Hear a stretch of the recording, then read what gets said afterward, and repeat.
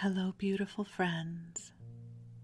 I am Laurel Bleadon-Maffei with Illuminating Souls, welcoming you to this episode of Sleepy Bedtime Blessings, a podcast designed to help you rest, relax, and fall asleep, all while deepening in your connection with your angels and guides who love you so.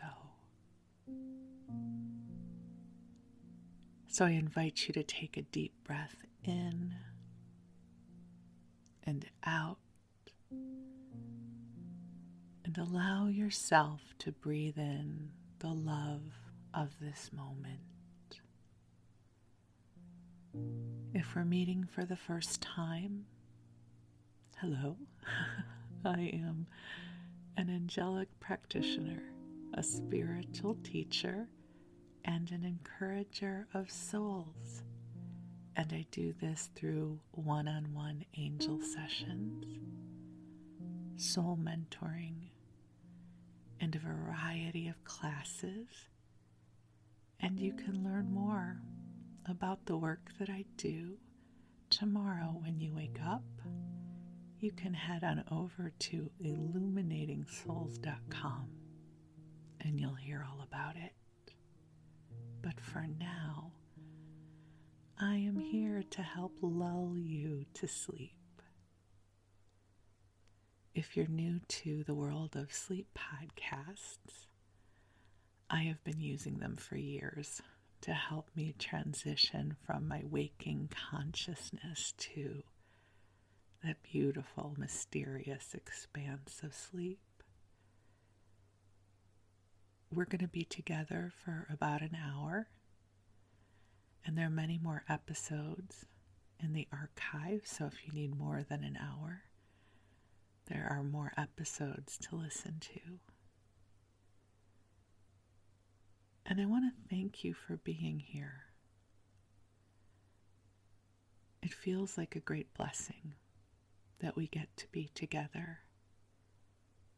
And as of this recording, I will say that the audience for this podcast is small and intimate.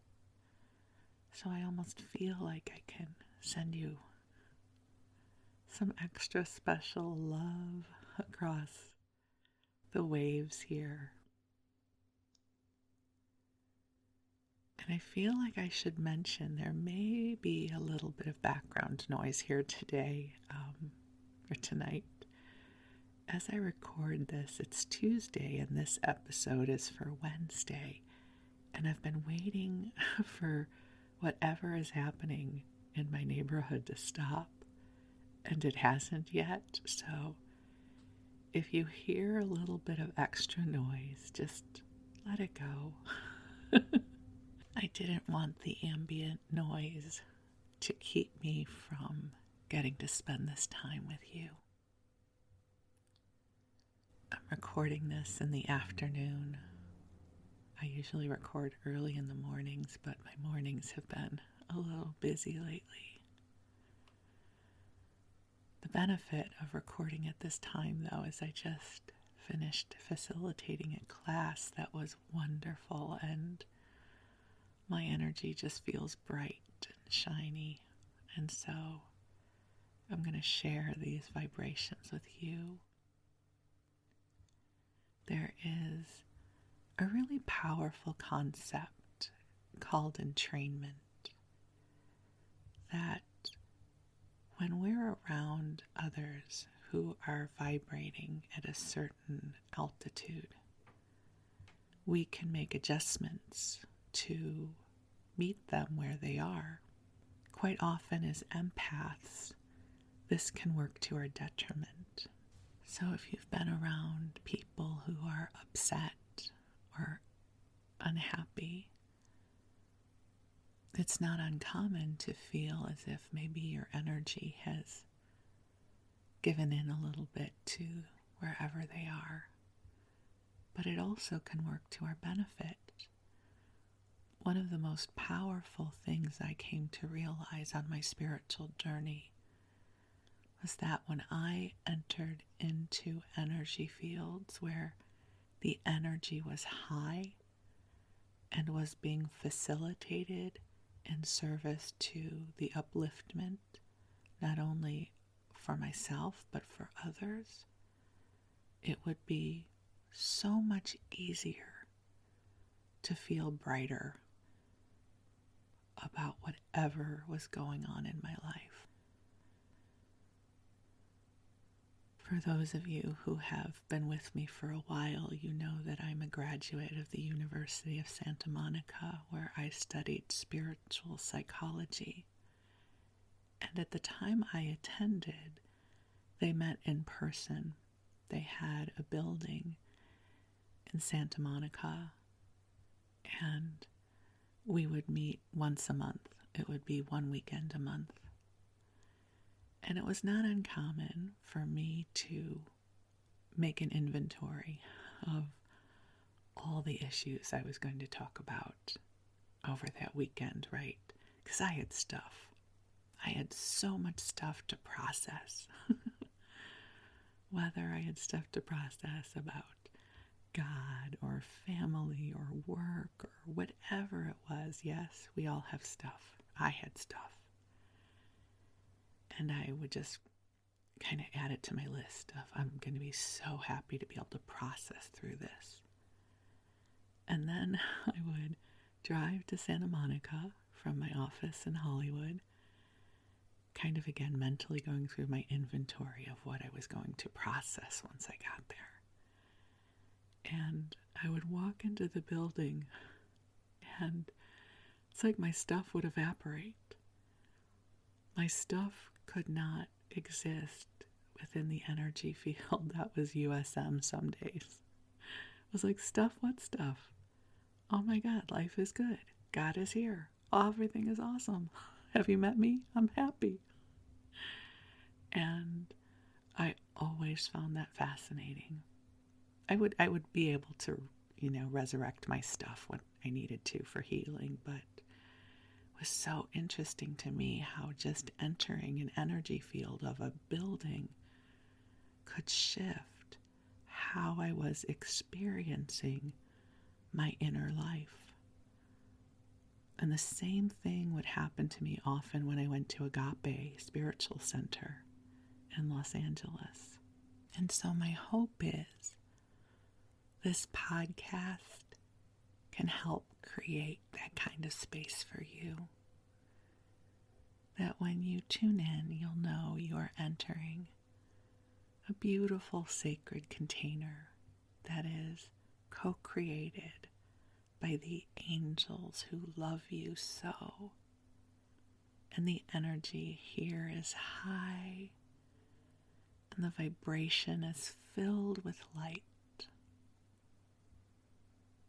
So that when you listen, maybe you'll feel as if the heavier experiences of life, the sharp edges of them can melt away a bit. And I mention this because in this moment I am feeling such brightness of light and gratitude coming through. I just spent an hour and a half in the company of some beautiful people and in the company of angels. And so I am definitely feeling plugged in, and I generously, with gratitude in my heart, share this love with you right now.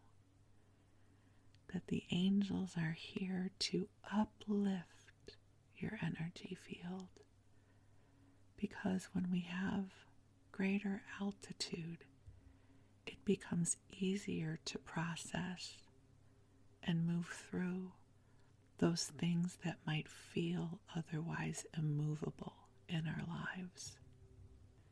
So take a deep breath in and let yourself receive these beautiful frequencies of light that the angels are bringing forward for you now. And I'm going to call in the angels, even though they're already here. because there's something so powerful about acknowledging and opening to the wellspring of divine light. So, beautiful angels on high, we invite you to join us here, and we are grateful for the opportunity to come together in the loving presence of God and the angels. Angels, I ask that you bring forth prayers of healing, of light, of goodness. I ask that you bring forth calming and soothing frequencies that help each of the beloveds here come into a deep, restful space, helping to clear out anything that is not theirs, that no longer serves them, and help each one of our beloveds to connect with a lightness of spirit that better reflects their authentic essence. So, dear ones, just take a deep breath in and release, and give your body permission to rest, to feel a wave of relaxation that starts at the tip of your toes and moves gently up your body, allowing yourself to go deeper into a state of rest. You are precious in this world. You are a gift from on high.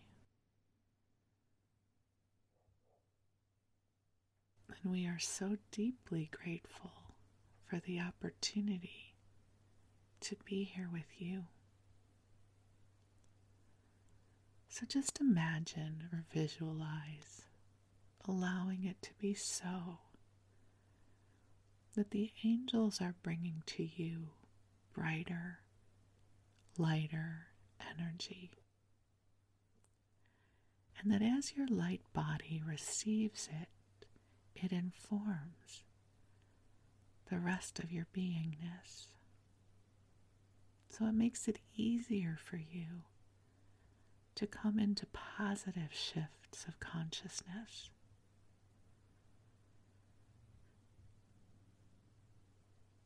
Just like our favorite house plants, if you have a plant and you turn it, that you come back a day or so later and the leaves have somehow pivoted to the light source. And if this is true of a plant, why would it not be true of us too, of you too? So just pivot towards the light energetically. Give yourself permission to come into the fullness and the wholeness of you. Josephus, the guides I channel, love to call it the greater expanse of all that you are. They say the word soul is too small, but when they speak of the greater expanse of all that you are, they reference the timeless, wise being that is you, filled with the breath and the light of God, filled with so many blessings, giving yourself permission to connect with the innate wholeness, with the magnificence of your true spirit, allowing yourself to connect with the authentic gifts and abilities that dwell within you, Taking a deep breath in, feeling the brightness of all that you are. And the angels will support you as you sleep and helping you deepen in your connection with the magnificence of your true spirit, helping you remember all that you are in a way that will delight you. There is so much wonderment about you. You have a soul that shines brightly. You are a source of goodness and loving on this planet. You have kindness within you. Do you know how valuable kindness is? You are a source of kindness in this world. What a gift you are. You are an adventurer of consciousness, right? You love to learn and explore and deepen in your own healing and understanding. And in doing so, you are helping to evolve consciousness. What a blessing you are. So you take a deep breath in and out and snuggle on into your bed because it is time to rest. And your body is already relaxing and your consciousness is starting to drift off and wander into that great mystery of sleep. I always find it so fascinating to fall asleep as I feel my consciousness starting to disengage. And then all of a sudden I'm gone somewhere. Somewhere my consciousness is experiencing the astral realm. And that's why sometimes when we wake up, we feel more refreshed, or we have a different perspective. Something has been lifted. So I affirm for you, if I may have permission to affirm on your behalf, that when you awaken, whenever that is, that the angels will have helped you experience a positive shift, a shift of perspective. Maybe some new molecules of inspiration will have found you. Maybe something will feel lighter to you than it did the day before. But that we are opening a treasure chest of miracles and positive possibilities for you. That the angels and I are holding for you. We're holding for joy for you. We are holding for well-being for you. We are holding for brighter tomorrows. So allow the angels to comfort you and will help lull you to sleep. And just breathe.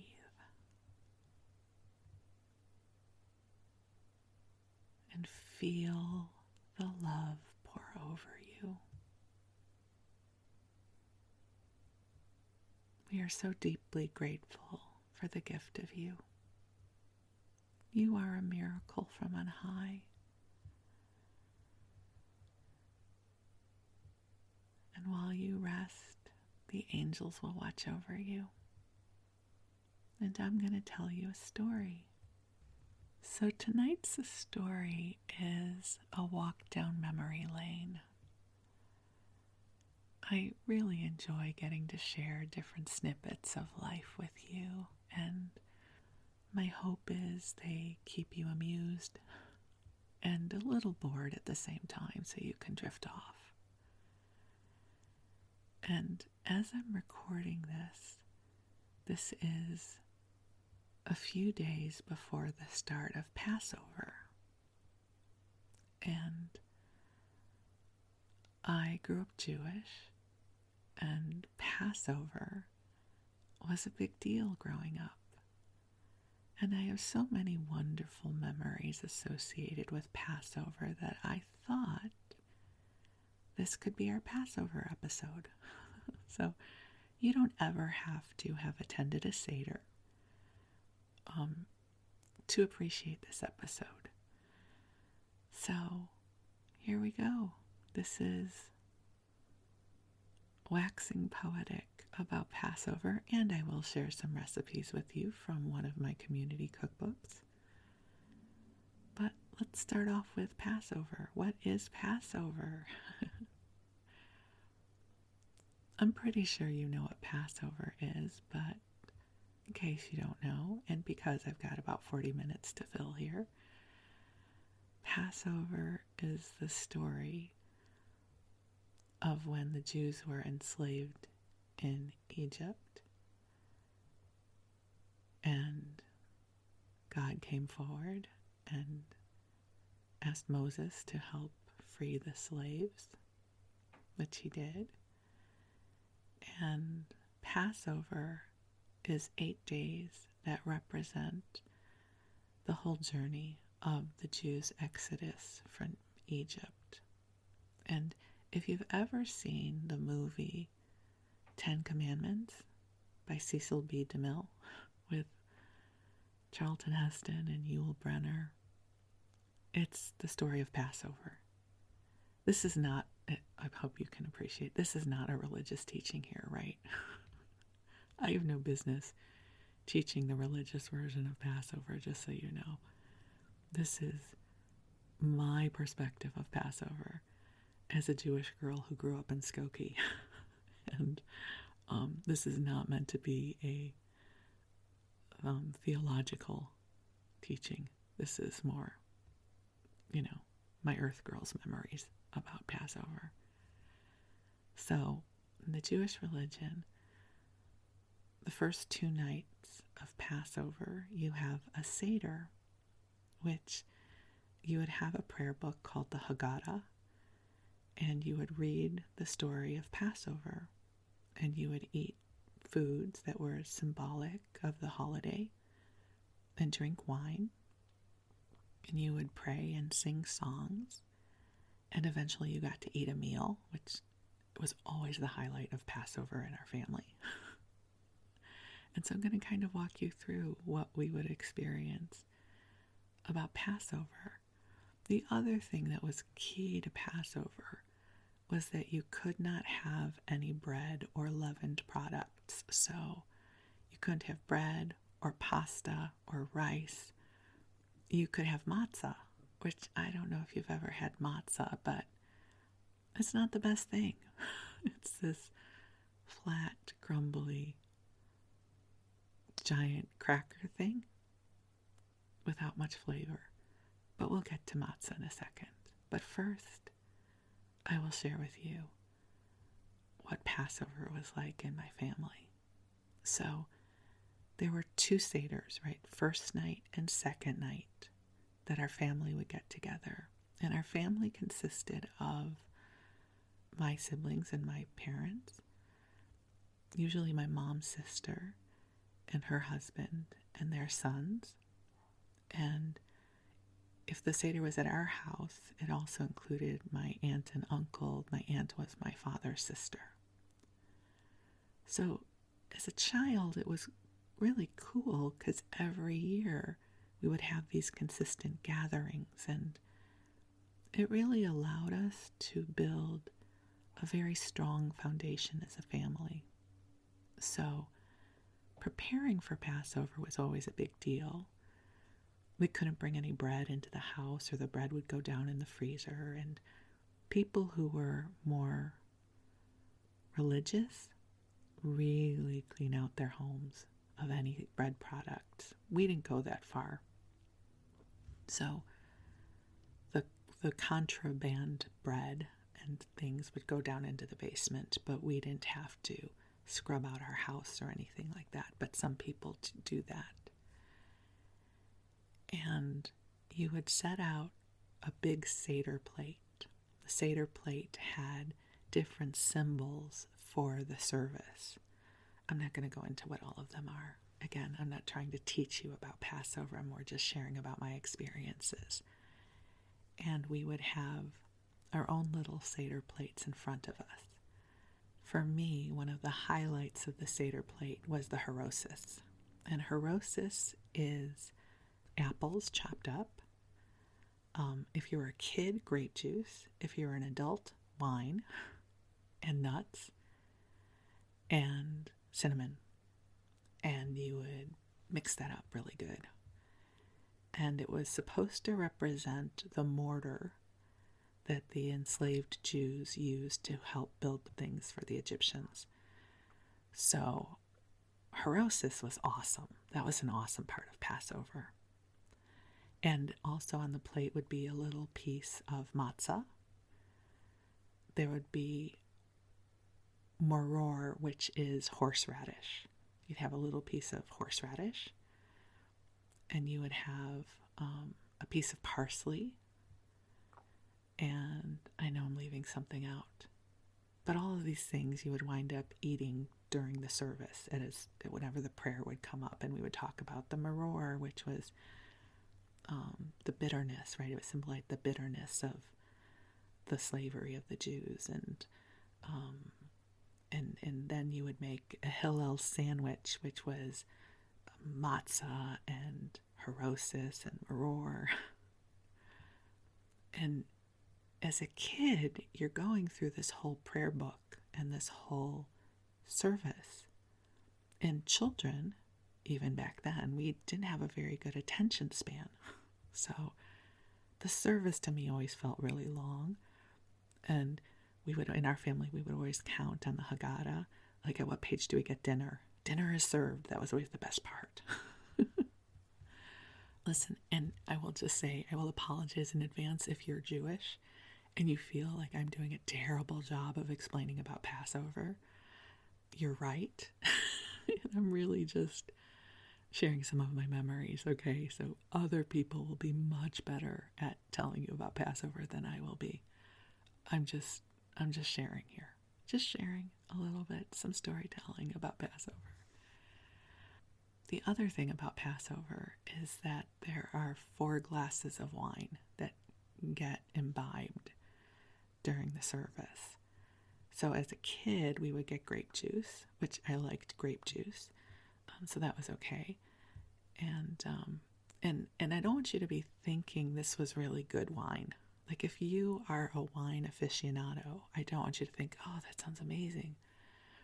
This was Manischewitz wine, which typically is profoundly sweet. And for many Jewish children, their first experience of tasting wine is at a Seder. And I will say, one of my first wine experiences, I don't know how old I wasn't terribly young, was Manischewitz blackberry wine. If you know, you know. It's so sweet. It basically is like grape jelly is wine, basically. That's sweet. And so we would go through the service, and, the service is the same, although people would have different Haggadahs. We had the Maxwell House Coffee Haggadah. Again, if you know, you know. And there's songs that you sing. And the interesting thing is people are drinking more and more wine as the services get on, so people get a little more uninhibited. And so we would sing songs a little louder as the service went on. Now, I have to just tell you about the super cool part of the Seder if you're a kid. So, early on in the Seder, there is a stack of matzah. Again, matzah, think of a big flat cracker that's pretty big. And there's a stack of matzah. And the adult leading the service takes the middle matzah out, breaks it, and puts it in a napkin. And this becomes what is called the afikomen. Now, as a kid, the afikomen is gold because at some point in the first half of the service, the adults will hide the afikomen, and after dinner, the children have to look for the afikomen, and the child who finds it gets a cool prize. I mean, imagine you're 5 or 6 years old. Is there anything better than that? So again, with the attention span of a child, from the moment the afikomen is put in play, every year we would promise ourselves we would not take our eye off the afikomen, right? Because we wanted to find it, because you wanted the prize. Who was not competitive as a kid?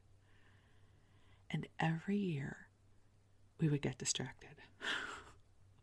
Like by the first round of Dayenu, which is a song we sing, who knew where the afikomen was anymore?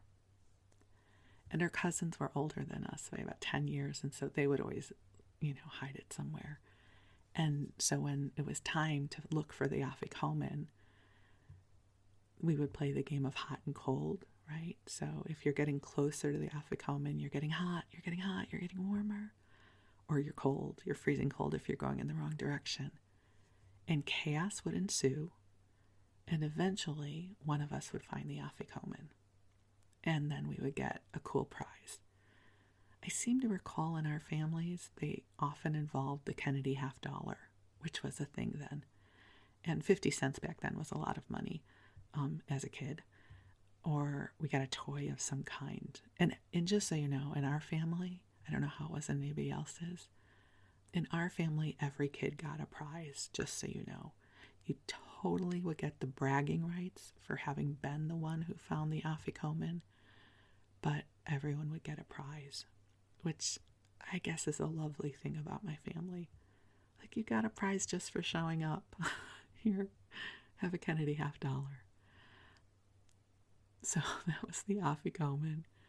The other highlight of the service as a kid was, again, in the first part of the service, there is a prayer or a song, a part of the service called the Manish Tana.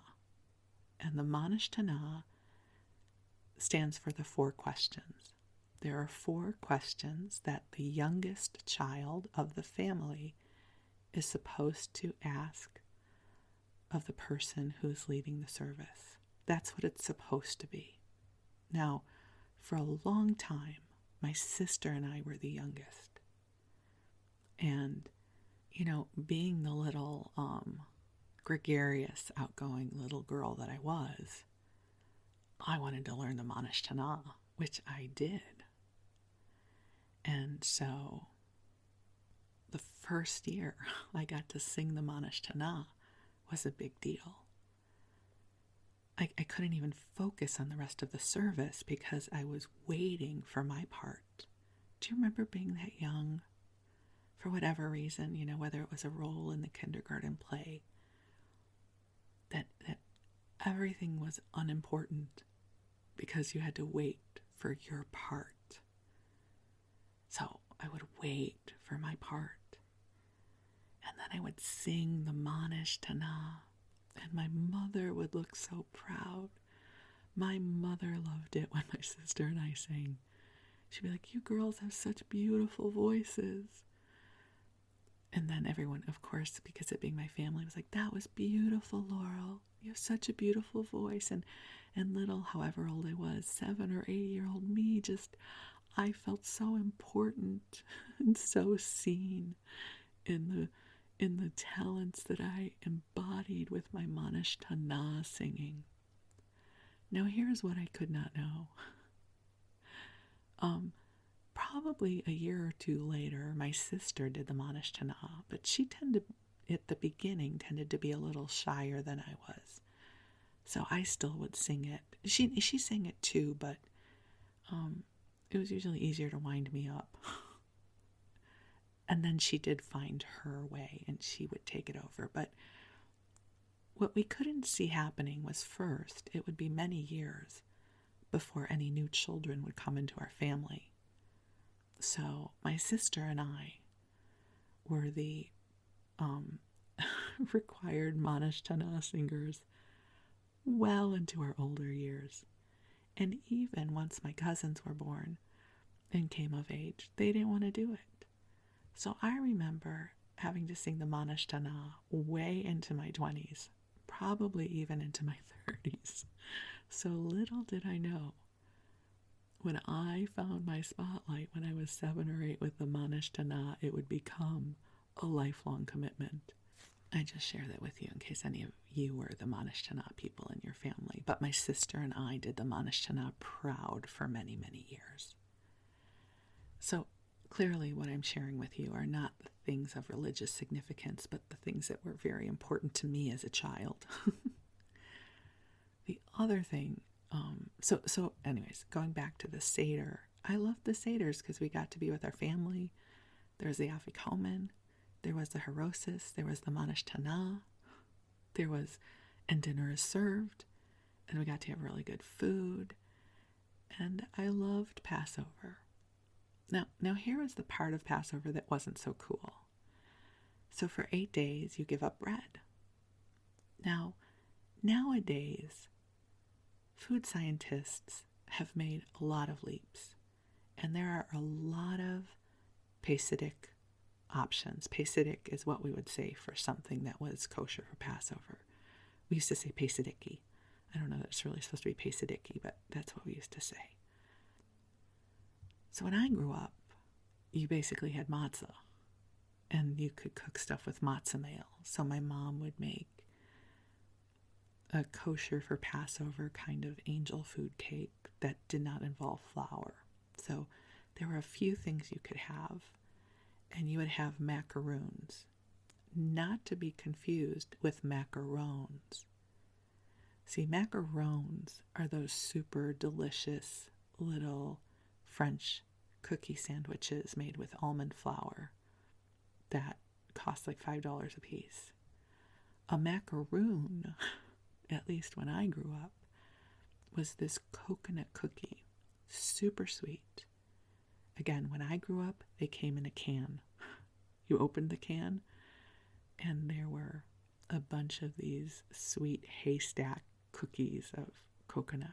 There were chocolate and vanilla, and I think at some point there might have been almond flavored.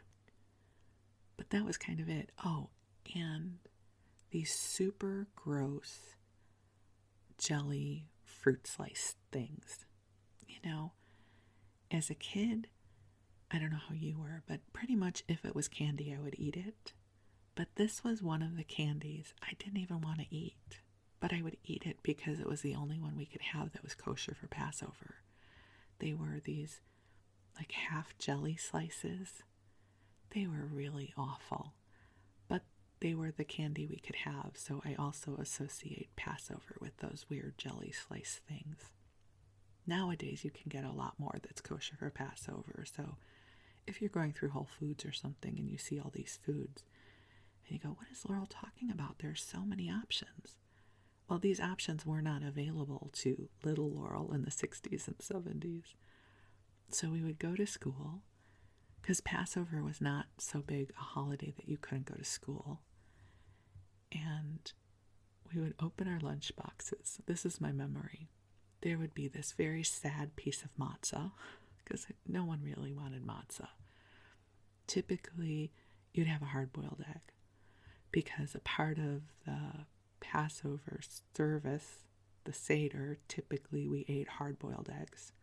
So there were always leftover hard-boiled eggs. So you would get a hard-boiled egg, maybe a piece of fruit, and a piece of matzah.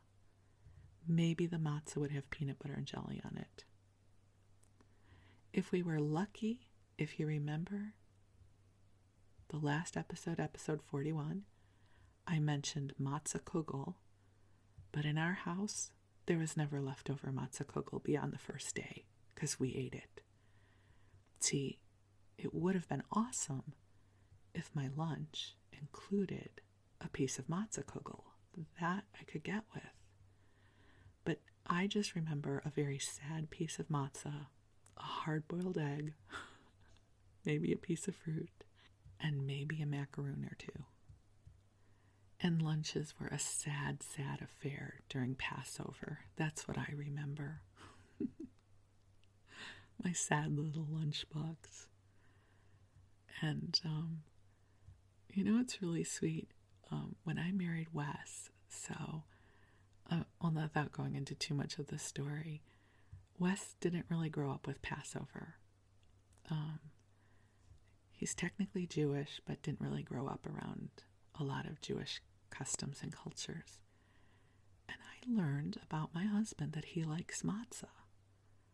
Like most people just don't want to eat matzah because it's a Tuesday. You eat matzah because it's Passover. And my mother loved my husband, loved him. Wes hung the moon as far as she's concerned, which of course he did. But he would sit and eat matzah with my mom.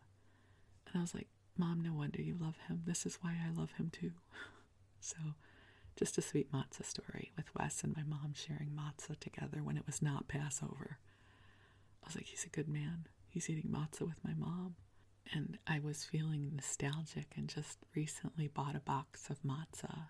Not so much for Passover because I don't keep kosher in that way anymore. But I think I was thinking of my mom.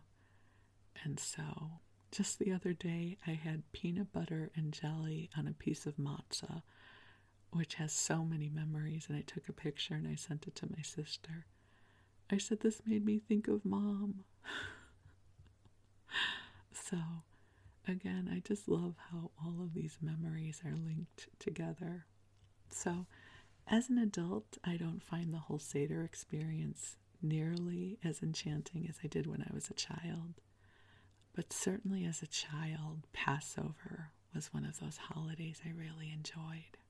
And I thought I would read to you some Passover recipes because I love sharing food memories with you.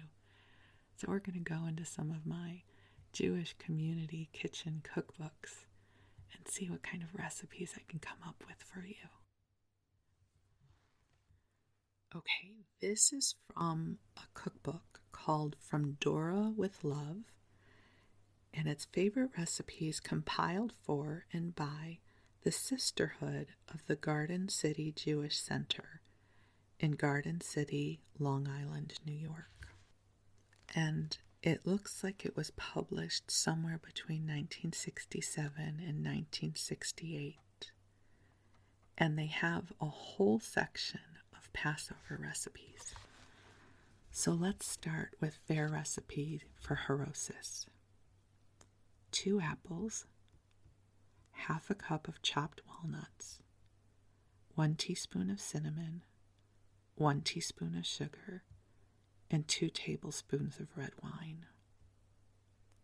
Grate the apples with the skins on, mix with the rest of the ingredients, add wine and mix thoroughly. Now I should say this recipe is kind of small. In our family, we used a lot of apples and we chopped them. And there also typically was a lot of wine, and we loved eating harosis, so we always made a lot. So there would be lots of leftovers. And I will say harosis on matzah is a really good thing. Of course, you can make matzah balls. Yes, I think everyone has heard of matzah ball soup made with matzah meal. But I'm not going to give you a matzah ball recipe because those are easy to find. We're going to look for something a little more eclectic. I will share with you something awesome called matzah brie, which is kind of scrambled eggs with matzah. It's like a matzah pancake. Think of matzah French toast, if you will.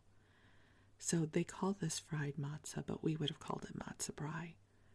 And it's 3 sheets of matzah, 3 eggs, 1/8 of a pound of margarine, and a pinch of salt.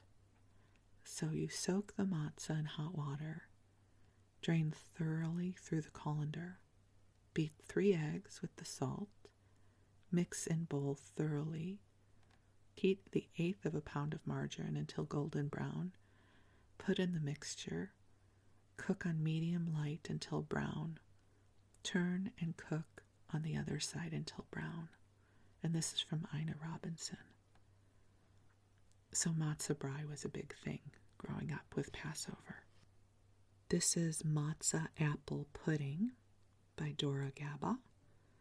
3 whole matzah, 3 tart apples grated, 1/2 cup of sugar, 1/4 teaspoon of salt, 1 teaspoon of cinnamon, and 2 eggs well beaten.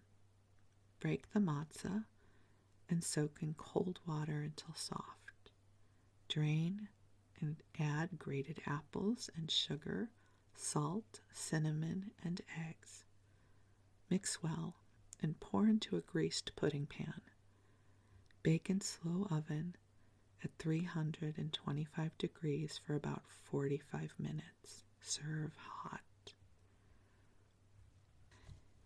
You know, we were talking about kugel in the last episode, and this is a potato kugel for Passover. Again from Dora Gaba. 6 potatoes peeled, 3 eggs, 1/2 cup of matzah meal, 1/2 teaspoon of potato starch, 1½ teaspoons of salt, pepper to taste, 1 grated onion, which is optional. So preheat the oven to 350 degrees. Grate potatoes into cold water, then drain. There should be 3 cups. Beat the eggs until they are thick. Stir in the potatoes and remaining ingredients. Turn the batter into a 1½ quart casserole and bake uncovered about 1 hour. It yields 6 to 8 servings. And here is a sweet matzah apple kugel, which is probably more in keeping with what my mom made, but I don't remember her using apples. But this has 4 matzah, 4 eggs, 1/2 cup of brown sugar, 3 apples sliced, 1 cup of white raisins, 1/4 pound of butter, a teaspoon of salt, a teaspoon of cinnamon, and 1/2 teaspoon of ground cloves. Soak matzah until soft. Drain and squeeze out all water. Separate eggs. Combine yolks with the rest of the ingredients. Beat the egg whites stiff and fold into mixture, leaving a little white for the top. Put in greased pan, dot with butter, and bake in a 200-degree oven for 1½ hours. Okay, and then I have to, I can't do this without sharing with you a sponge cake recipe, because in our house, a sponge cake became a staple for us for Passover. This is a sponge cake with 12 eggs. So, 12 eggs separated. 1½ cups of sugar. The rind of 1 grated lemon. 1/2 cup of orange juice. 1 cup of cake meal. And 1/2 cup of potato starch. Sift the cake meal and potato starch together. Beat egg yolks with sugar until light colored and thick. Add grated lemon rind and orange juice. Add sifted dry ingredients and stir without beating until well blended. Beat the egg whites until stiff but not too dry. Fold into the mixture. Pour into a greased and waxed paper lined 12 by 14 by 3 inch oblong pan, or into 3 8-inch layer cake pans or square pans. Bake for about an hour or until done in moderate 350-degree oven. Invert pans on a cake rack until cool and remove the paper. And I remember we always knew Passover was approaching because my mom would get out the stand mixer and start making the sponge cake. A lot of times she would put them in the freezer until we were ready for them. But it was always a production. She always would make her sponge cakes for us. So thanks, Mom, for going to the extra work. And I will say in this recipe book there are a lot of sponge cake recipes, so there are lots of different versions of the sponge cake. I'm sure my sister must have my mom's recipe somewhere. And here's a recipe for Passover almond cookies that sound pretty good. 1/2 cup of matzo meal, 1/2 cup of potato starch, 2 eggs, 2 tablespoons of melted shortening, 1/2 cup of sugar, 1/4 cup of chopped almonds. Sift matzo meal and potato starch together. Add beaten eggs, melted shortening, sugar, and chopped almonds. Roll the dough out into a mixture of potato starch and sugar. Cut to size desired and bake in a greased cookie sheet in a hot 400-degree oven for 30 minutes. There's also a recipe here for pancakes, and I seem to remember that we also would have matzo meal pancakes that my mom would make. And can I just say, God bless my mom. I would imagine this must have been much harder on the moms of this era to create food for their family that was kosher for Passover. So these are cheese and banana pancakes. So these were not the pancakes I would have had as a child, but they sound good. They would have done the trick. So it's 1 cup of milk or water, 1 cup of matzo meal, 1 mashed banana, 1 cup of cottage cheese, 1/2 teaspoon of salt, 1 teaspoon of cinnamon, and 2 eggs. Pour water over matzo meal and let stand 10 minutes. Add banana, cheese, salt, and cinnamon. Add eggs 1 at a time and mix well. Drop batter with teaspoon onto greased frying pan. Allow room for pancakes to spread. Fry slowly on both sides and serve with sugar or honey or jam. Delicious when served with sour cream. And this is Mabel's Passover Nut Cake, Hungarian style, by Mabel Berman. 9 eggs, 1½ cups of sugar, the juice and rind of 1/2 a lemon, the juice and rind of 1/2 an orange, 1½ cups of finely ground walnuts, and 1¼ cup of cake meal. They would mean matzo meal here. Beat the egg white stiff and add sugar gradually. Beat yolks until light and creamy. Add juices and rind and add to the whites by folding in carefully. Fold in the walnuts by hand, a little at a time, and lastly the cake meal. Grease a 9-inch angel cake pan with margarine and dust with cake meal. Pour the mixture and bake for 1 hour at 350 degrees. Invert the pan when done and let cool. And finally, I will share with you something that I wish I had as a kid, because these sound great. Passover brownies. I'm sure my mother must have tried something like brownies, but they just were never as good as non-Passover brownies. But here we go.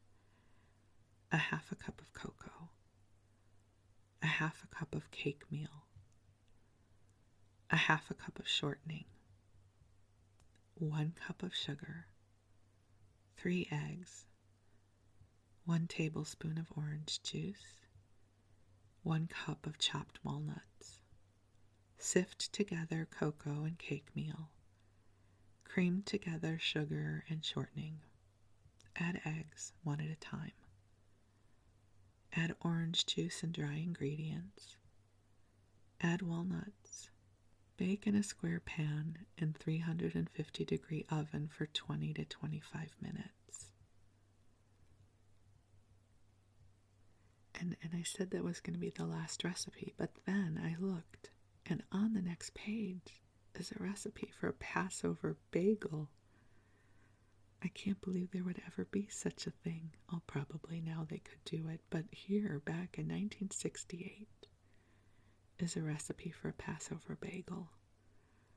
3/4 of a cup of oil, 1.5 cups of water, 2.5 cups of matzah meal, 4 tablespoons of sugar, 1/4 teaspoon of salt, and 6 eggs separated. Boil together the water and oil. Add the matzah meal, sugar, and salt and mix well. Add the beaten egg yolks and then the beaten egg whites. Mix well and roll into balls. Place in a well-greased pan and make a hole in the center. Bake 1 hour in a 400-degree oven until golden brown. You know, nowadays we are so used to foods becoming other foods, right? Cauliflower, pizza crust, cauliflower gnocchi, flourless chocolate cakes. You know, nowadays for Passover there are so many delicious options. But I will say back in the day when I grew up, we had a limited repertoire. And I don't know, I actually kind of love those memories of, you know, the foods that we had and our rituals at the time. I don't know, to me there was something magical about Passover. And I think that when you get to grow up with rituals that create a sense of family and love and consistency, and when you get to share those memories with other people you love, it sets up a gorgeous tapestry for life. You know, to this day, even though we don't do seders, if I get to talk with my cousins or my family about Passover, it just makes me happy. You know, there's a shared experience and conversation. And I hope that this connects you with whatever your tapestry of love is. I'm deeply grateful that we had this time together. And thank you for allowing me to share a bit of my heart with you.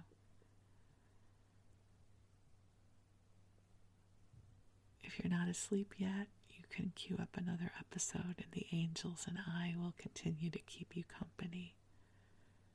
But for now, dear ones, I send you love. I wish you a good rest, and we'll talk again soon. Thank you.